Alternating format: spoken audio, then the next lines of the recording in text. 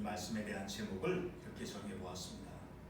구원의 하나님 때문에 감사. 무엇 때문에 우리가 감사할 수 있다는 거죠? 하나님의 구원하심으로. 하나님의 그 구원하심이라고 하는 것은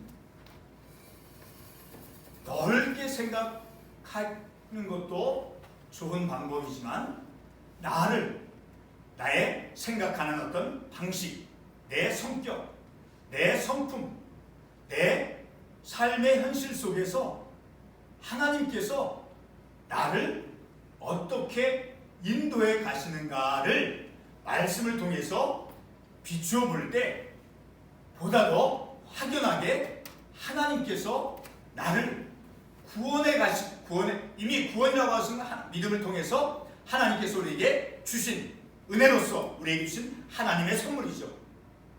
이미 우리는 구원받은 자가 되었어요. 그렇지만 지금 제가 말하는 이 구원이라고 하는 것은 하나님의 나라에 우리가 이 땅 가운데 삶을 살아가면서 천국에 이제 갈 때까지 이 땅에서 삶을 살아가는 동안에 하나님께서 우리를 조금씩 변화되어진 성숙한 믿음의 삶으로 인도하시는 그러한 의미 속에서 구원이라는 그런 표현을 쓰는 것이에요.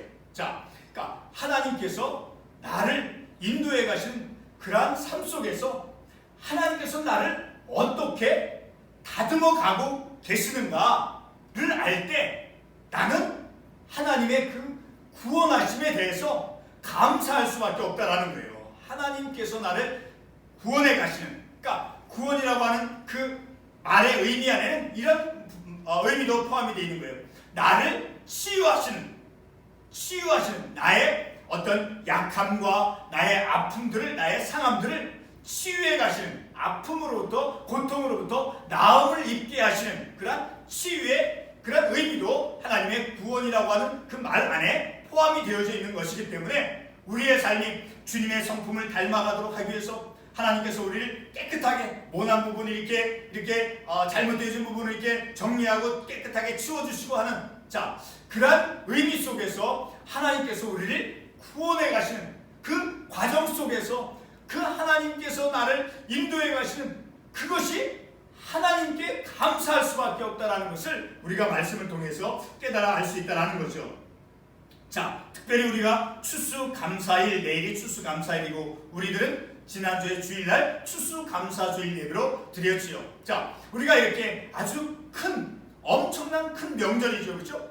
이런 세상적인 어떤 관점에서 볼 때, 그러나 믿음의 우리의 영역 속에서, 믿음의 삶 속에서 추수감사, 하나님께서 우리에게 이 추수감사절기를 우리에게 허락해 주신 것을 속에서 우리 영적인 삶 속에서도 굉장히 큰 그런 절기가 된다라는 거예요. 그러면서 우리가 추수감사절을 우리가 보내면서 우리가 지난 주일날 말씀을 드렸지만 우리가 어떤 많은 전도를 하고 부흥을 해서 또한 자녀를 통해서 우리 어떤 경제적인 삶을 통해서 많은 것을 우리가 열매를 맺은 것, 그런 것이 없다 할지라도, 그렇다고 그런 것이 우리가 어떤 하나님께 큰 열매를 맺어서 결실을 맺어서 어떤 눈에 보이는 것을 제물로 드리고 해서 어떤 하나님께 드리는 것이 우리의 눈으로 보아져서 보이는 것이 없다 할지라도 우리는 하나님께 너무나 큰 것을 감사할 수 있다는 거예요. 바로 오늘 이 본문의 말씀을 통해서, 말씀과 같이 이 하박국 선지자가 말씀한 것과 같이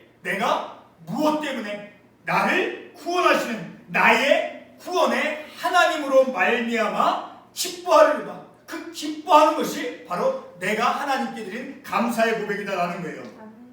자, 오늘 읽은 첫 구절의 말씀을 보면 이 하박국 선지자와 그리고 이스라엘 백성들이었던 영적인 상황이 어떠한가를 이 말씀이 우리들에게 알려주고 있어요. 자, 내가 들었으므로 내 창자가 흔들렸고 그리고 내 입술이 떨렸도다. 우리를 치러 올라오는 환난 날을 내가 기다리고, 그러니까 환난 날에 지금 직면되어 있다는 것을 알 수 있어요. 그리고 내 때에 들어왔으며 내 몸은 내 처에서 떨리는도다. 이렇게 영적인 어떤 삶의 현실, 삶의 상황이 굉장히 환난 말 문자 그대로 환난 날과 같은 그런 어려움과 고통 가운데 있다라는 것을 우리가 말씀을 통해서 알 수 있죠. 자, 이 오늘 이 본문의 말씀은 하나님께서 우리가 1장 6절 읽지는 않았지만 1장 6절에 보면 하나님께서 갈대아 사람을 통해서, 갈대아 곧 바벨론을 통해서 이스라엘 백성들을 하나님께서 심판해 가시는 그러한 내용의 말씀이 되는데, 아무튼 이 이스라엘 나라는 이 역사적으로 바벨론에 의해서 엄청난 어려움과 압제를 당하면서 삶을 살아온 그런 민족이었다라는 것을 우리가 알 수 있다라는 것. 어떻게 이 바벨론 나라가 이 이스라엘 백성들을 어떻게 그들을 대했는가를 우리가 말씀을 통해서 보게 되면 이런 말씀을 우리가 볼 수 있어요. 자, 같은 하박국 2장 4절과 5절 말씀에 보면, 보라 그의 마음은 교만하며 그 속에서 정직하지 못하나 의인은 그의 믿음으로 살리라. 또 5절에 그는 술을 즐기며 거짓되고 교만하여 가만히 있지 않고 욕심을 넓히며 그는 사망 같아서. 대표적으로 바벨론 나라의 그 이스라엘을 압제하는 그 바벨론의 어떤 상태를 묘사해주고 있는 거예요. 그의 마음은 교만하며 정직하지 못하나, 그리고 거짓되고 교만하고 사망 같아서. 그러한 민족을 통해서, 그러한 바벨론을 통해서 하나님께서 이스라엘 민족을 심판해 가시는 그러한 가운데서 하나님께서는 그 이스라엘 민족들을 어떻게 구원해 가시는가, 그것이 바로 오늘 읽었던 3장 앞부분의 13절과 14절 15절에 보면 다음과 같은 말씀을 볼 수 있어요. 주께서 주의 백성을 구원하시려고, 기름 부음 받은 자를 구원하시려고 나오사 악인의 집에 머리를 치시며, 악인은 바로 이 바벨론 임금을 말하는 거예요. 바벨론 왕.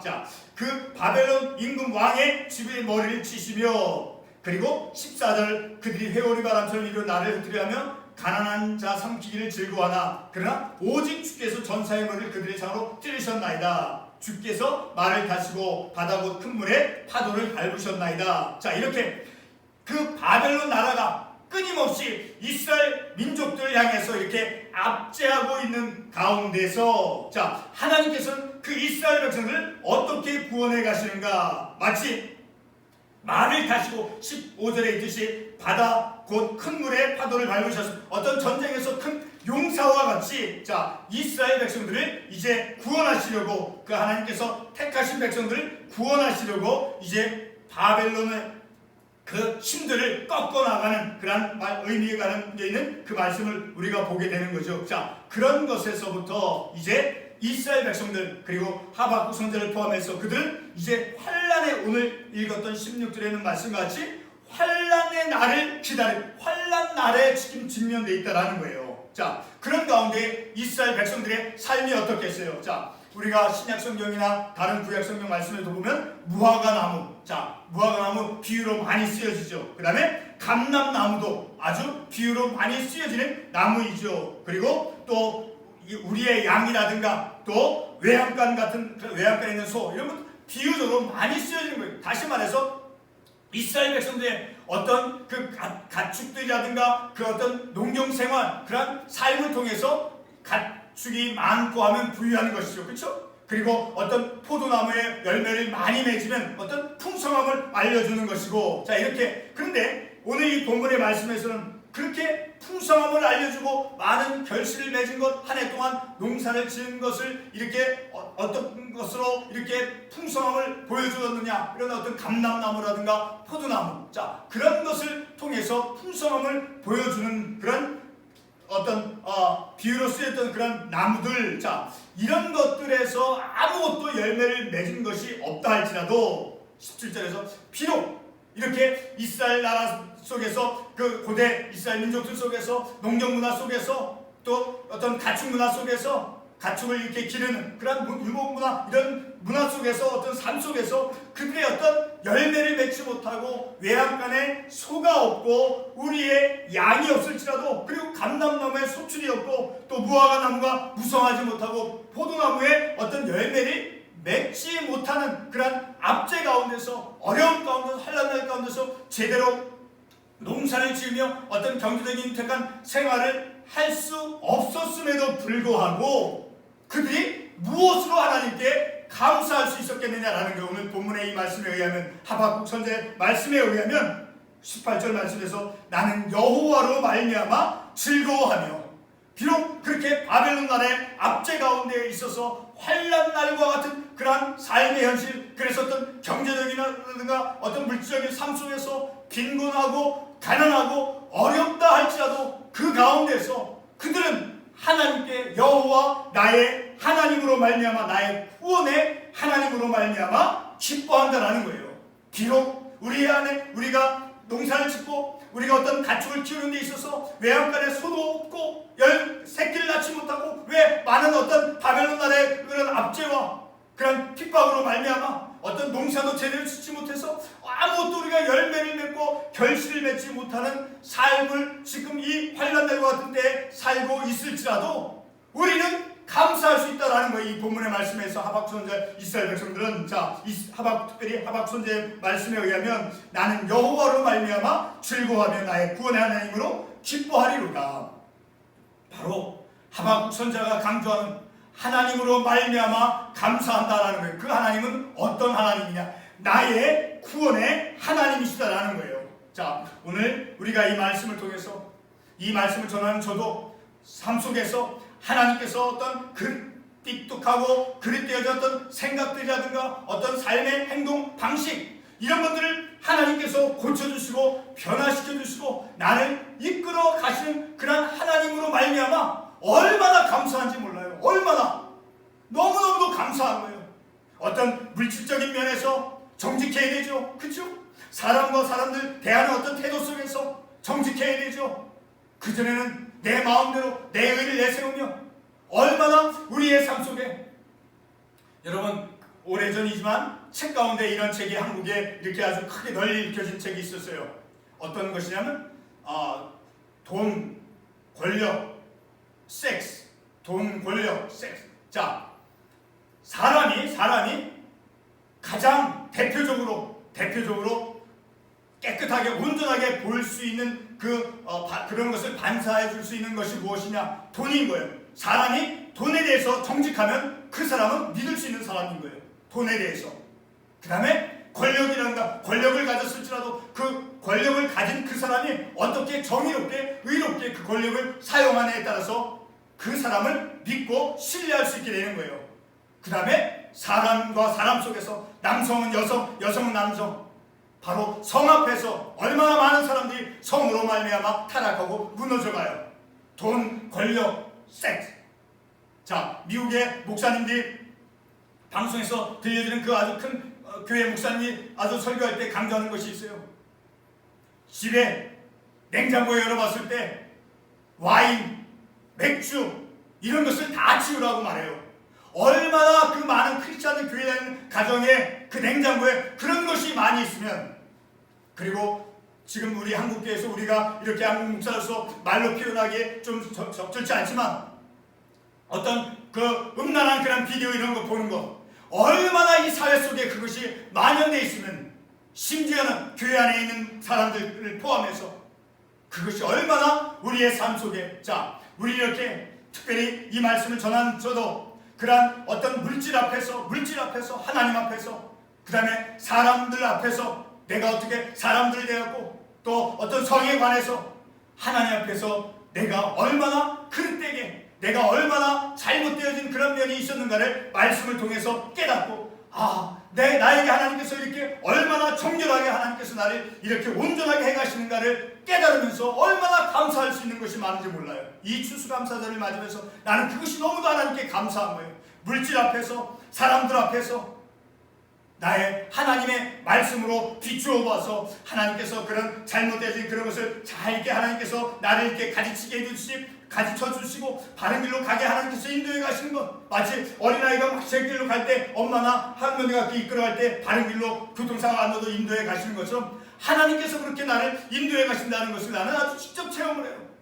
바로 그래서 나는 하나님께 무엇으로 말미암아 감사할 수 있는 것, 나의 구원의 하나님께서 나를 이렇게 생각이라든가 나의 어떤 행실이라든가 내 어떤 성품 이런 것들을 하나님께서 조금씩 바르게 온전하게 인도해 가고 있다는 것을 말씀을 통해서 깨달으니 하나님께 감사할 수 있는 것이 너무너무 많다라는 거예요. 비록 이 본문의 말씀과 같이 무화과 나무가 있어서 그 무화과 나무가 무성하지 못했을지라도, 포도나무가 있지만 열매가 없어서, 또 감람나무에 소출이 없을지라도, 또 밭에 먹을 것이 없을지라도, 또 우리의 양이 없을지라도, 외양간에 소가 없을지라도, 이 이스라엘 민족 속에서 바로 이것들은 어떤 그들의 삶의 어떤 경제적 윤택함을 드러내줄 수 있는 거예요. 자, 밭에 먹을 것이 있어야 되는 거예요. 마땅히 외양간에 소가 있어야 되는 거예요. 우리의 양이 있어야 되는 거예요. 포도나무는 반드시 열매를 맺어야 되는 거예요. 무화과나무도 농사를 잘 지어서 무성하게 되어야 돼요. 농사를 잘 지어서 그렇게 열매를 맺고 가축들이 증가되어지고 증식이 되어져야 되는 거예요. 근데 그런 것은 안 돼. 실패했을지라도 내가 그렇게 열매를 맺는 삶에 눈에 보이는 그런 물질적인 것의 풍요함에 대해서 실패를 했을지라도, 비록 그것이 무성하지 못할지라도 나는 여호와로 말미암아 즐거워하며 그리고 나의 구원의 하나님으로 말미암아 기뻐하리로다. 이 하박 선자의 이 말씀, 저와 여러분이 기뻐하고 감사할 수 있는 것이 무엇이었어요? 제가 말씀드린 것처럼 하나님께서 내 생각, 물질 앞에서, 사람들, 그리고 내 어떤 성품이라든가 그런 것이 하나님의 말씀에 비추어 보아서 말씀을 전하는 자로서 두 가지 성품 인정을 가진 그런 삶이 되서는 안 되는 거예요. 위선자라는 말 많이 나오죠. 히포크라시. 위선자가 되어서는 안 되는 거예요. 위선자로 삶을 살아온 거예요. 저는 하나님 앞에서 돈 계산도 바르게 못한 사람이에요. 하나님 앞에서 내 성품도 온전하지 못한 사람인 거예요. 마음속에 얼마나 그릇되고 타락한 생각이 많이 있었는지 몰라요. 그런 것들을 하나님께서 깨우쳐 주시고 인도해 가시는, 그래서 나를 구속해 가시는, 나를 온전케 치료해 주시는 그 하나님으로 말미암아 감사하리로다. 얼마나 감사할 것이 많이 있어요. 기도하겠습니다.